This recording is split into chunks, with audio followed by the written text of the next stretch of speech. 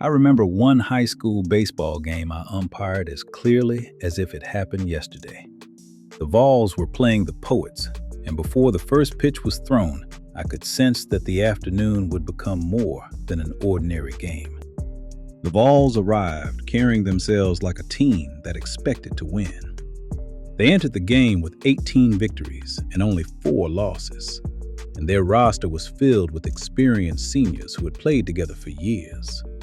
They were talented, confident, and disciplined whenever they chose to be. However, there was a thin line between confidence and arrogance, and the Vols had crossed it long before they stepped onto the field that day. During warm-ups, several Vols players laughed loudly near their dugout.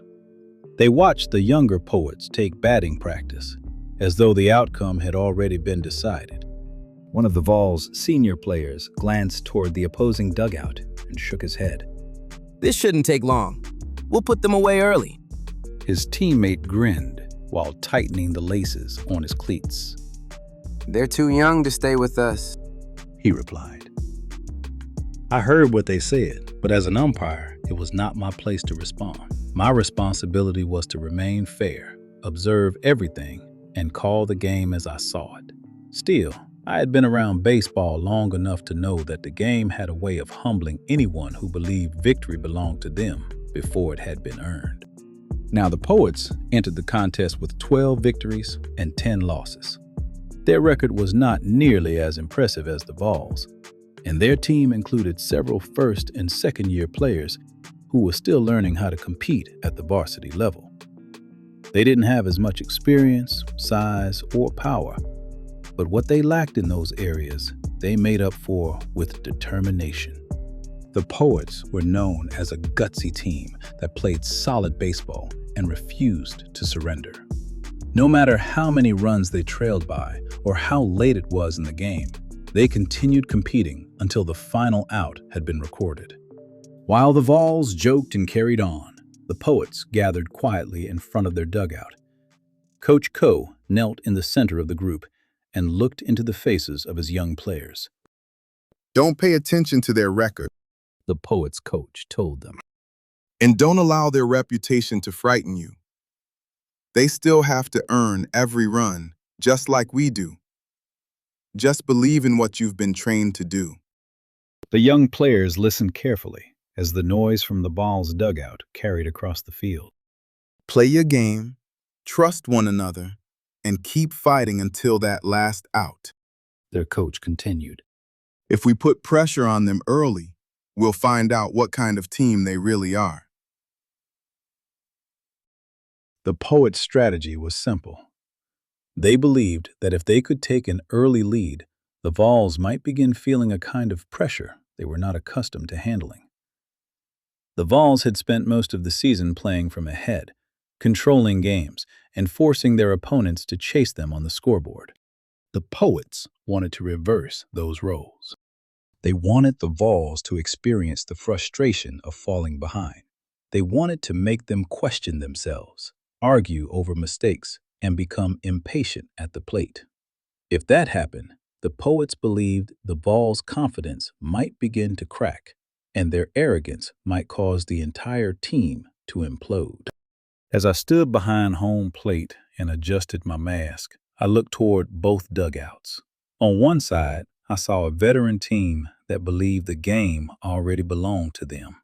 On the other, I saw a young team determined to prove that records, reputations, and predictions meant nothing once the first pitch crossed the plate.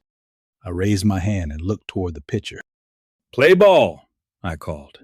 At that moment, neither team realized how much this game was about to teach them. In theory, the Poets' plans sounded good. However, the beginning of the first inning did not unfold the way they had hoped. The Vols came to the plate looking every bit like the experienced team their record suggested they were. Their hitters remained patient, waited for the right opportunity, and managed to push one run across the plate. Before the Poets had taken their first turn at bat, the Vols had already claimed a 1-0 lead. As the Vols returned to their dugout, Their voices rose with renewed confidence. Their players exchanged high fives as though that single run confirmed everything they had believed before the game began. One of their senior players smiled toward his teammates. That's how we do it. He said. Now let's shut them down. The Poets could have allowed that early run to discourage them, but this young team had built its reputation by refusing to quit. When they came to bat in the bottom half of the first inning, they showed everyone in the stadium that they were not intimidated by the Vols' record or experience. The Poets remained patient at the plate, moved runners into scoring position, and delivered when the opportunities came. By the time the third out was recorded, they had scored 2 runs and taken a 2-1 lead. The dugout erupted. Players jumped from the bench, clapped their hands, and shouted encouragement toward the field. The nervous energy they had carried into the game disappeared, replaced by the growing belief that they could defeat one of the best teams in the area. The Poets' coach stepped in front of the dugout and raised his voice above the celebration. Stay focused. He warned them. We have a long way to go. Keep applying pressure and make them earn everything. The players quickly settled down, but I could see something changing in their faces. Their confidence had risen to another level. They no longer looked like a young team hoping to remain competitive. They looked like a team beginning to believe the game belonged to them. That belief grew even stronger in the third inning. The top of the Poets' lineup came to the plate, and those were the players their coaches had counted on all season. This time, they delivered. One batter after another made solid contact, driving the ball through the infield and into the gaps. Every successful swing brought another roar from the crowd. The Vols pitcher began working more slowly. He stepped off the mound, adjusted his cap, and stared toward his catcher as though searching for an answer that was not there.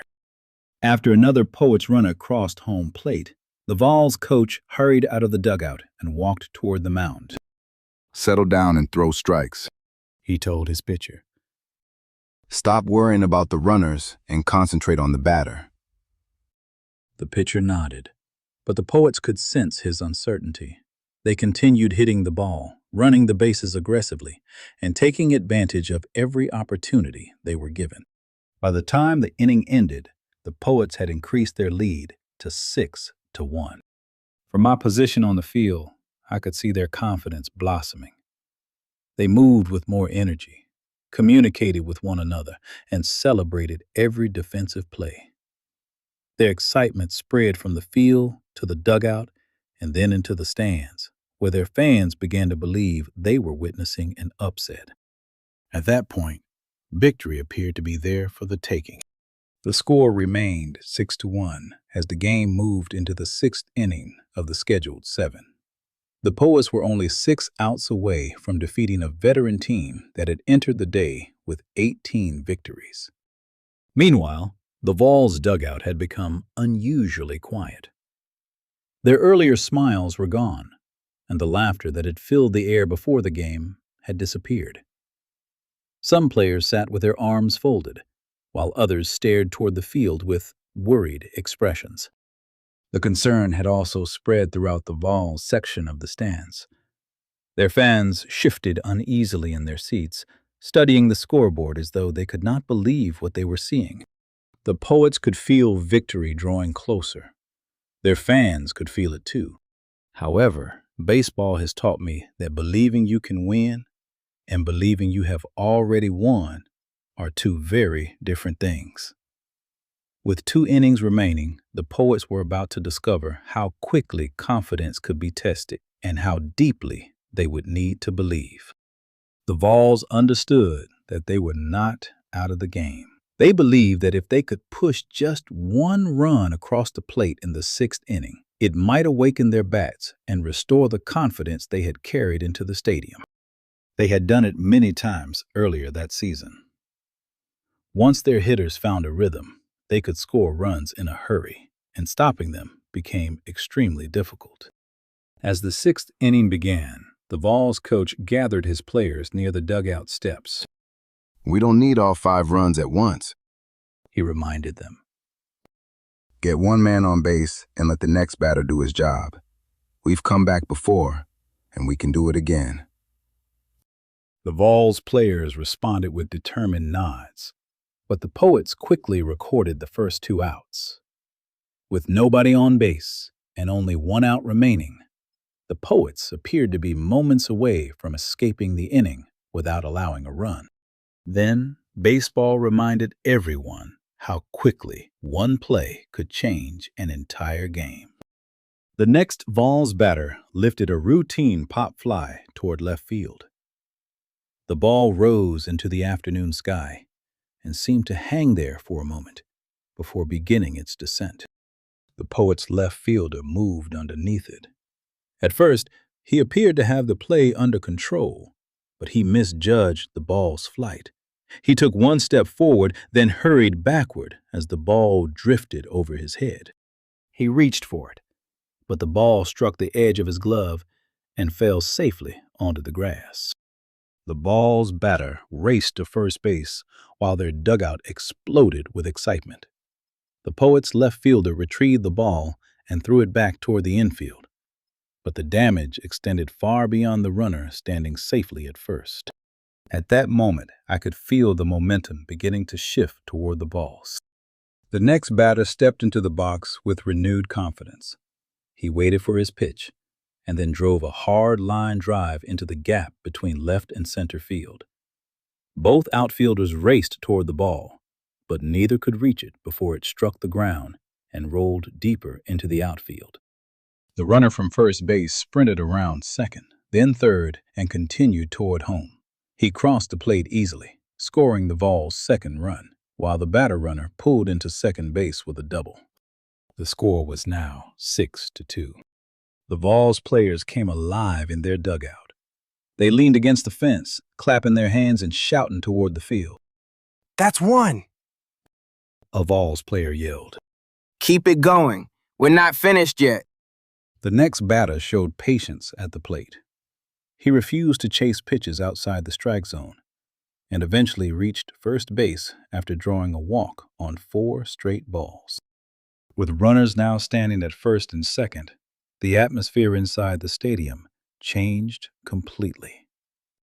The Poets were still ahead, but their comfortable lead suddenly felt much smaller. Their players had grown quiet, while the Vols fans rose from their seats and urged their team forward. Then, the Vols' best hitter walked toward home plate.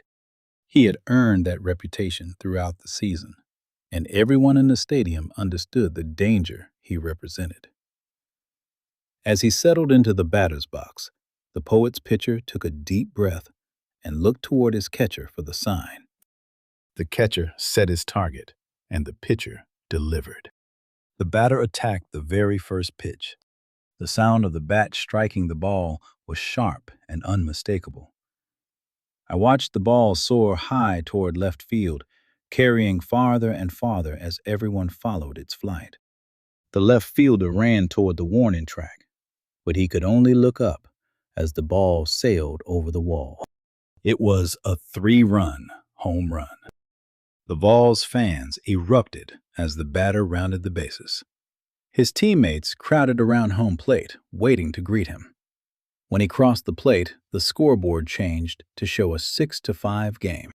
A lead that had once appeared safe had nearly disappeared. The Vols now had all the momentum, and their fans were standing, clapping, and cheering as loudly as they could. The confidence that had vanished from the Vols' dugout had returned in full force. Across the field, the young Poets looked stunned. They had been 1 out away from carrying a 5-run lead into the final inning. Instead, one dropped fly ball had opened the door, and the Vols had charged through it. As an umpire, I had to remain neutral, but I could feel the tension surrounding every person in the stadium. The Poets were still ahead by 1 run, but the question was no longer whether they had enough talent to win. The question was whether they still believed they could.